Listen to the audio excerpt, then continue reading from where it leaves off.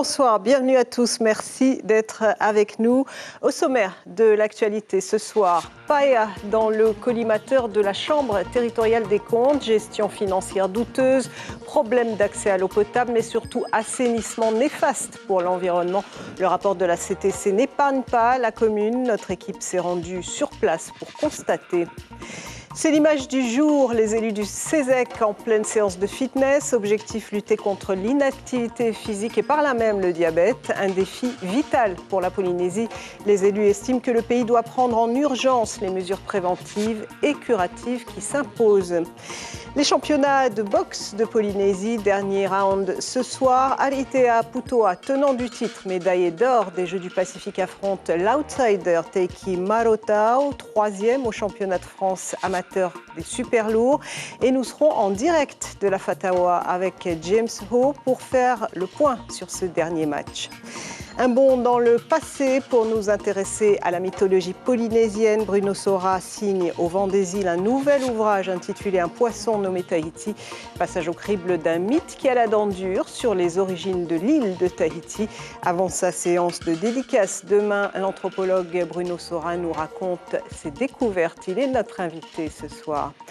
Et dernière ligne droite pour Matahari Bousquet. Miss Tahiti s'envole ce soir pour préparer la finale de Miss France 2020. Une semaine de rush entre Paris et Marseille.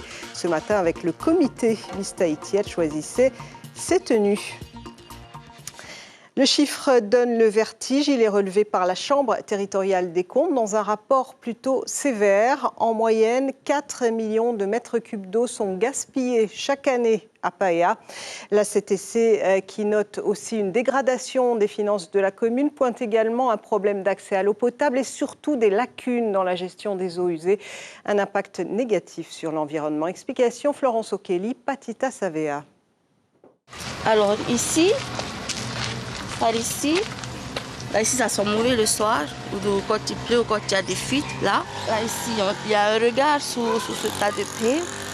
Et dès qu'il y a des fuites dans le quartier ou n'importe où, ça sort par là et tu sens toute l'odeur, toute la merde. La coupable, la voilà, la station d'épuration du quartier Tiapa. Elle traite les eaux d'une centaine de logements de Paea et pour le voisinage, les odeurs sont souvent insoutenables. C'est un problème pour nous parce que ça pue et on n'arrive pas à supporter. Vous êtes combien à vivre ici dans cette maison ? On est, je sais pas vraiment, on est vraiment en plein, 7, 6. Et ça nous dérange vraiment, oui. 12.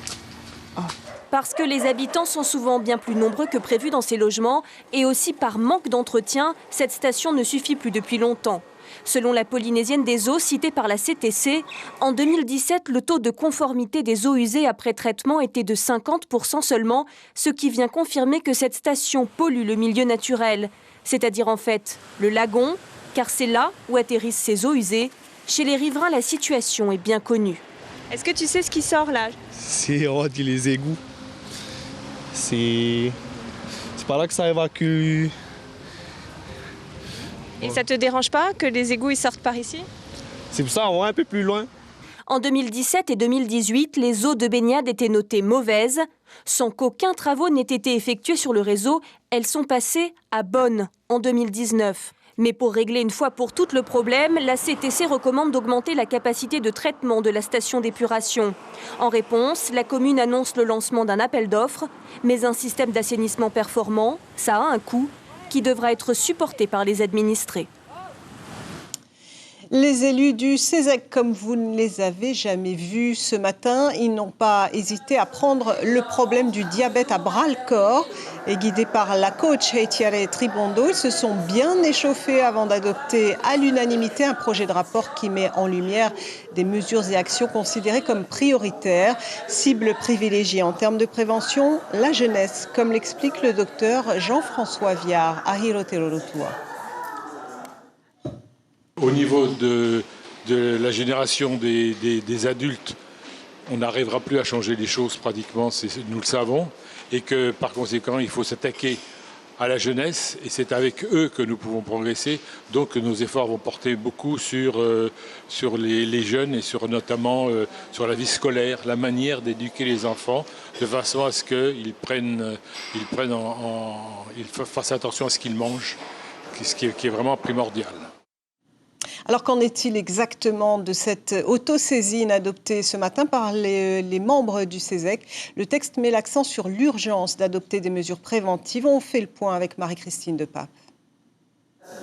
L'intérêt de cette autosaisine est triple. D'abord, c'est la société civile qui s'empare aujourd'hui du problème et non plus le politique. Le diabète est avant tout un problème de société, une question de comportement et d'hygiène de vie. L'approche est également nouvelle. La 4e institution du pays s'apprête à rendre un véritable état des lieux de la maladie, un état des lieux vivant, issu de larges consultations. La commission santé et société du CESEC a pendant près de 3 mois écouté, interrogé le pays et ses services de santé, le monde médical et associatif, les entreprises du secteur agroalimentaire, les importateurs et producteurs locaux. Outre l'état des lieux, évaluation a été faite de l'impact, l'efficacité des politiques publiques en matière de santé et de prévention. Enfin, cette autosaisine tombe à pic. La Chambre territoriale des comptes vient de pointer du doigt la fragilité du système de santé polynésien, des problèmes de coordination de l'offre de soins, des dépenses publiques qui explosent et des retards pris dans la mise en œuvre du SOS, le schéma d'organisation sanitaire du pays. Le CESEC tentera de répondre à ces 2 questions fondamentales. Alors que toutes les mesures de prévention sont connues, pourquoi ne réussit-on pas à les faire appliquer? Enfin,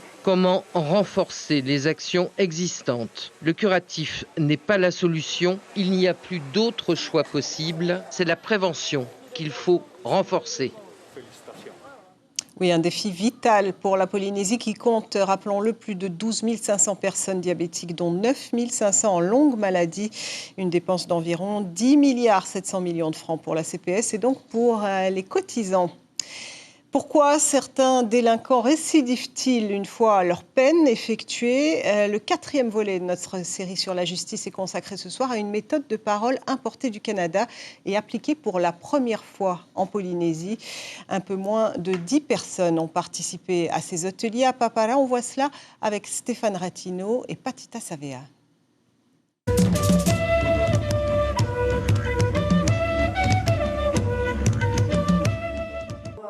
Vous ne verrez pas leur visage, mais vous entendrez leur voix. Leurs mains déjà racontent, timidement au début, plus aisément au fil des sessions. Les mots se mettent à dire. La vie, le parcours ponctué de rendez-vous avec la justice, ils se sont fait confiance, se sont fait face, ils ont fait face à eux-mêmes, à leur délit, les yeux ouverts pour changer. Un grand merci à vous tous. Est-ce que vous avez un premier ressenti? Est-ce qu'on peut aller récidiver? On m'a appris ce que je dois faire, que de ne plus faire des bêtises. Ça me donne, ça m'encourage pour ma femme de ce que moi j'ai fait. Et je voudrais tout arrêter. Le partage et les différents témoignages de chacun qui fait que ça peut nous aider plus tard à réfléchir avant de prendre des décisions. À Papara, 150 personnes sont suivies par le service de probation.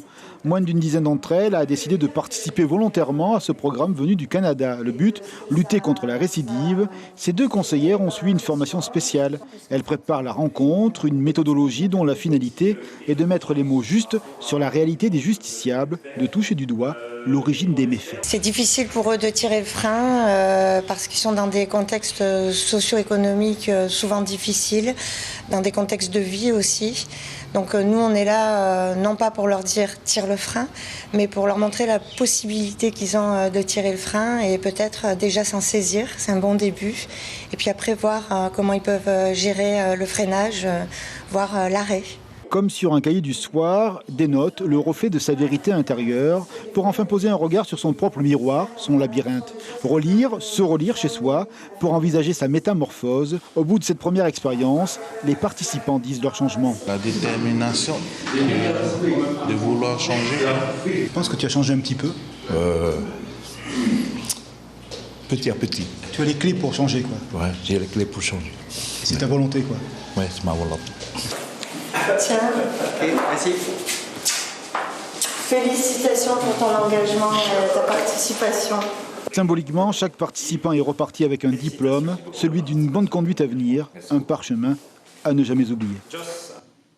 Sans transition, on parle boxe avec les championnats de Polynésie organisés par la Fédération de boxe anglaise qui prennent fin ce soir à Fatawa. À l'affiche, le combat entre Aritea Putoa, tenant du titre, médaillé d'or des Jeux du Pacifique en Papouasie-Nouvelle-Guinée en 2015, et l'outsider Teiki Marotau, 3e au championnat de France amateur des super lourds en 2018. Il s'est qualifié hier soir. Sur place, nous retrouvons tout de suite James Ho. Bonsoir James, quelle est l'ambiance à l'heure actuelle? Oui, bonsoir Caroline. Écoutez, la soirée n'a pas encore commencé, mais l'ambiance est plutôt bon enfant. Et c'est peu de le dire puisque dans quelques instants, nous allons assister au premier combat, celui des enfants justement. Ils ont entre 3 et 9 ans pour le plus âgé. Et autant vous dire que la relève est assurée, mais pour en parler, nous recevons donc Henere Tahieta qui est conseiller technique au sein de la fédération. Henere, bonsoir. Alors, il n'y a pas d'âge pour commencer un sport de combat, mais qu'est-ce que vous enseignez à ces enfants de 4-5 ans qui ont choisi la boxe plutôt que le foot? Déjà, dans un premier temps, bonsoir à tous nos auditeurs. Et en fait, concernant les enfants qui seraient intéressés par la boxe éducative, et là, c'est la baby box, en fait, je pense que c'est plus une initiation. Et en fait, là-dedans, on leur apprend déjà dans un premier temps, le respect du règlement spécifique à la boxe, c'est-à-dire le respect de l'adversaire, le respect de l'arbitre, et en même temps, le respect aussi du règlement. Donc là-dessus, je pense aussi que les enfants ont besoin aussi de cadres, parce que je parle de la nouvelle génération. Donc le truc, c'est qu'ils ont besoin de cadres, et la boxe éducative, on va dire, va leur apporter cela. Un peu de rigueur, et aussi le dépassement de soi, physique. Alors, concernant les combats des adultes, du beau spectacle en perspective ce soir, notamment entre le combat entre Teiki Marotau et Aritea Putoa, le champion de Polynésie en titre, à quoi faut-il s'attendre ce soir? Je pense que ça va être un combat percutant. Donc ce sont les grosses catégories. Donc dans les grosses catégories, ça peut aller très vite. Donc là-dessus, je pense que les deux sont motivés pour amener la ceinture. Aritea, lui, il est motivé pour garder sa ceinture. Et concernant Teiki, il veut prendre le challenge. Et je pense que ça sera un combat qui va péter le feu. Aritea qui est à 120 kg, 120, 130 kg contre 170, un vrai molosse pour Teiki. Vers qui l'avantage tend pour cette différence de poids? Du fait que la catégorie commence à partir de 91 kg, je serais plutôt moi, en tant que technicien, susceptible de favoriser la mobilité. Mais en boxe, surtout concernant les grosses catégories, il peut y avoir des surprises. Donc je préfère ne pas apporter la poisse à qui que ce soit, mais ça sera un combat où il va y avoir du contact. Merci beaucoup Henere Tahieta pour toutes ces précisions. Je rappelle que vous êtes cadre technique au sein de la Fédération de boxe anglaise. Merci beaucoup. Voilà, nous retrouverons le résumé de ces combats, notamment celui de Teiki Marotau et de Putoa Aritea dans notre édition de demain soir. Merci beaucoup James Ho. Faites attention à vous. Direction le Motu Ovini à Vaitupa où sont ouverts hier les Jeux sans frontières. Ils sont organisés depuis 2005 à Faa. Et cette année, pas moins de 8 quartiers s'affrontent sous le chapiteau. Les 2 meilleures équipes seront qualifiées pour la finale qui aura lieu demain samedi. On écoute l'animateur de la commune de Faa avec Marcel Bonneau. Ça se passe en 3 soirées. La première soirée, on sélectionne d'abord les 2 premiers sur les 4 quartiers. Deuxième soirée, pareil. Et pour la troisième, ça sera la finale des 2 premiers qui fera l'affrontement à la finale de samedi soir. Pour les participants, c'est 15 personnes, dont 10 garçons et 5 filles pour chaque jeu. Il y a 4 quartiers, donc ça fait à peu près un total de 60 jeunes. Voilà. 60 ce soir, 60 demain soir. 2 hectares d'espace public gratuit, le parc Vairei à Punaoia est le second du genre dans la commune. Il a été inauguré ce matin. Depuis 2 ans, la population de Punaoia fréquente ce lieu privilégié situé au centre du projet de village tahitien. Et les nouveaux aménagements sportifs et ludiques devraient attirer encore plus de monde. Nicolas Suire, Hubert Liao. 300 mètres de parcours pédestre, des aires de pique-nique, un terrain de beach volley, des sanitaires, des douches, des jeux pour enfants et une plage. Le parc Vairei ne manque de rien. Les résidents de Fa'a et de Punaouia s'y rendent souvent. Il est magnifique, hein. Il y a de l'espace, non mais il est bien aménagé. Ouais.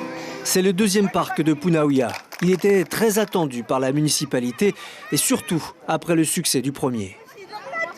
Au lieu qu'ils le traînent chez eux, devant la télé, qu'ils puissent ensuite sur la route, et bien ils se retrouvent ici sur un espace qui est un bel espace, qui est grandiose. Il y a des jeux, des aires de jeu, il y a la mer juste à côté.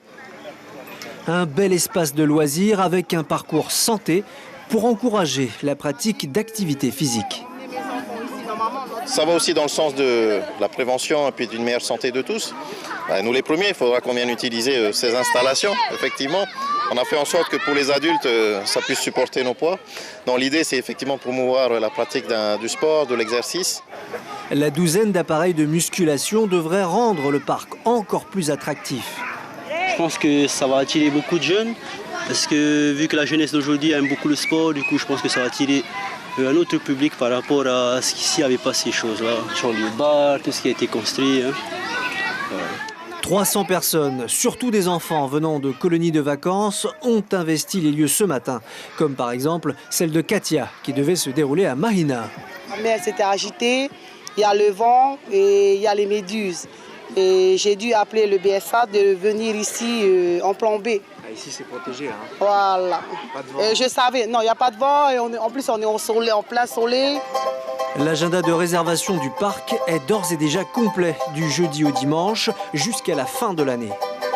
Comme tous les autres parcs de Tahiti, il est victime de son succès. Coût des aménagements du site, 25 millions de francs. Il démonte les mythes pour mieux les comprendre. L'anthropologue Bruno Sora sort de 4 années d'un travail d'analyse et de recherche intense. Son nouvel ouvrage, Un poisson nommé Tahiti, décode le mythe des origines de l'île de Tahiti, sorti des entrailles de Raiatea. On plonge ce soir dans les temps immémoriaux polynésiens avec vous, Bruno Sora. Bonsoir, merci d'être là. Bonsoir Caroline. Alors vous analysez ce fameux mythe de la création de Tahiti, on va y revenir tout de suite. Mais d'abord j'aimerais savoir ce qu'un mythe peut nous apprendre sur une civilisation. Ouais, un mythe c'est compliqué parce que dans le mot mythe en français il y a deux choses. C'est à la fois un récit sur l'origine, donc ça peut être l'origine d'une île, d'une plante, de la mort, de la jalousie. Mais parfois quand on dit oh c'est mythique ou mythomane, enfin ça veut dire que c'est faux. Donc c'est un récit fabuleux. Et imaginaire, voilà, parce qu'on ne pense pas sérieusement que Tahiti s'est détaché de Raiatea, mais ça veut dire sans doute quelque chose, justement. Dans ce mythe, donc, Tahiti est décrite comme une île subalterne qui n'a ni dieu ni chef sacré, contrairement à la glorieuse terre-mère Raiatea, Hawaï. Finalement, le mythe, c'est la projection que font les hommes de leur fantasme de pouvoir, non? C'est très politique. Celui-là, il est très politique. Je ne suis pas sûr qu'il ait toujours été politique, parce que ça commence quand même à Raiatea, dans une rivière où une anguille avale une jeune fille, la terre se met à bouger, un morceau de terre se détache. La fin du mythe est très, très politique. Mais je ne veux pas anticiper sur le plaisir de la lecture des lecteurs, mais il est possible quand même que ce mythe soit un peu une combinaison de plusieurs éléments et que la fin est vraiment politique. C'est un mythe de domination. Il en existe plusieurs, des mythes sur la création de Tahiti. Oui, alors on retient surtout celui-là parce qu'il est assez connu, on le voit au fait du Heiva, il est célébré ce mythe, c'est le mythe dominant, mais il existe aussi d'autres mythes dans lesquels Tahiti est tout simplement un poisson qui est pêché de l'océan, parce que finalement quand les navigateurs approchaient d'une île, ils voyaient l'île grossir un peu comme une baleine, enfin, donc ils s'emparaient de ce territoire, de ce corps, et c'est pas forcément un corps qui est détaché de Raiatea. En tout cas, celui-ci, il a la dent dure puisque Raiatea est considéré comme le berceau de la civilisation polynésienne par tous les voisins du Pacifique aussi, Hawaï, Nouvelle-Zélande. Pourquoi avoir choisi celui-ci en particulier, on sait? Il se trouve que Raiatea s'appelait Hawaii. Et Hawaii ou Hawaiki, c'est l'idée de terre d'origine. Donc pour les Maoris, pour les Hawaïens, qu'ils viennent ou qu'ils ne viennent pas de Raiatea, disons qu'aujourd'hui, Raiatea est un peu la Mecque, un lieu de célébration de l'origine. Mais je ne pense pas que tous les Maoris viennent de Raiatea et que tous les Hawaïens viennent de Raiatea. On ne sait d'ailleurs pas exactement d'où ils viennent. Vous avez découvert des choses en écrivant ce livre? Plein, parce qu'il y a des livres comme une biographie où on sait quelle est la vie du personnage auquel on va s'attacher, on sait quel est son début, quelle est sa fin, on sait où on va. Tandis que là, c'était compliqué, il fallait lire beaucoup, effectivement, sur la Nouvelle-Zélande, aussi sur Hawaï. Donc j'ai beaucoup appris en écrivant ce livre et en essayant de comprendre, en fait. C'était aussi beaucoup de travail de synthèse et d'interprétation. Voilà, un poisson nommé Tahiti, paru au Vent des Îles, dédicace demain matin chez Odyssée. Bruno Sora, merci beaucoup d'avoir accepté cette invitation. Rouge Rubis, c'est son nom. La nouvelle couronne de Miss France vient d'être dévoilée en présence de Vaïmalama Chavez, une création de Julien Dorcel qui, comme son nom l'indique, est parée de somptueux rubis. Elle sera posée sur la tête de la nouvelle Miss France le 14 décembre prochain à Marseille. Et c'est d'ailleurs la destination de Matari Bousquet. Miss Tahiti s'envole ce soir pour préparer la finale de Miss France. Une semaine de rush entre Paris et Marseille. Ce matin, avec le comité, elle choisissait ses tenues. Stéphane Ratino, Hirotero Rotua. C'est un local extraordinaire, fait de multiples couleurs, aux robes parfaitement taillées, pour accompagner à chaque sortie les Miss du comité de Tahiti. Un lieu où forcément commence toujours l'histoire du concours Miss France. Vaiana est bénévole, elle a un regard expérimenté de styliste. Sa fonction, aider Matahari à préparer sa valise pour Paris. Sur le téléphone de Miss Tahiti, une longue liste de vêtements à emporter. Tu fais ça, le français? Ok, ça marche. Ok, on est bon pour ça. Et maintenant, il te faut 2 robes de cocktail. La tenue de la première convocation, elle est super importante et elle est à chaque fois bien pensée par le comité Miss Tahiti. Parce que la première impression, c'est celle qui doit faire le plus d'effet. Entouré de 29 candidates, il faut tirer un peu son épingle du jeu. Et à un moment donné, dans ce type de concours, on cherche également des filles qui savent s'apprêter et qui peuvent justement apporter cette touche supplémentaire qui va faire qu'elles vont se détacher du groupe en fait. Ne rien laisser au hasard. Les robes doivent souligner la personnalité de la candidate avec leur jeu de couleurs et de nuances, cette part solaire que l'idée de Tahiti appelle. Pour Matahari, la touche sera certes tropicale, mais point trop, avec une influence méditerranéenne. 3 valises ont été préparées, le programme de la Miss est chargé, chaque détail sera scruté, même avant le programme télévisé. Les premières impressions comptent, comment on s'habille, comment on se maquille ou on se coiffe est aussi importante et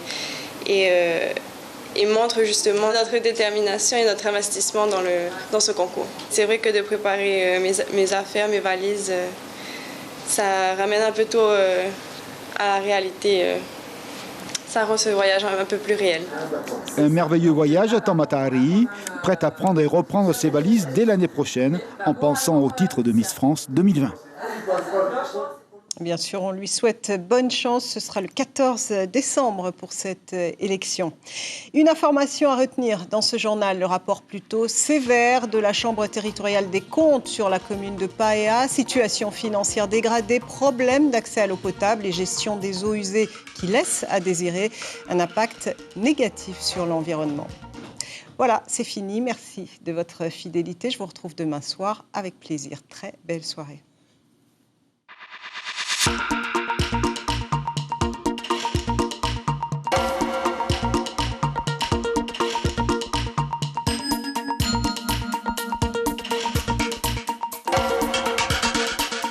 Retrouvez notre journal en replay sur notre site internet.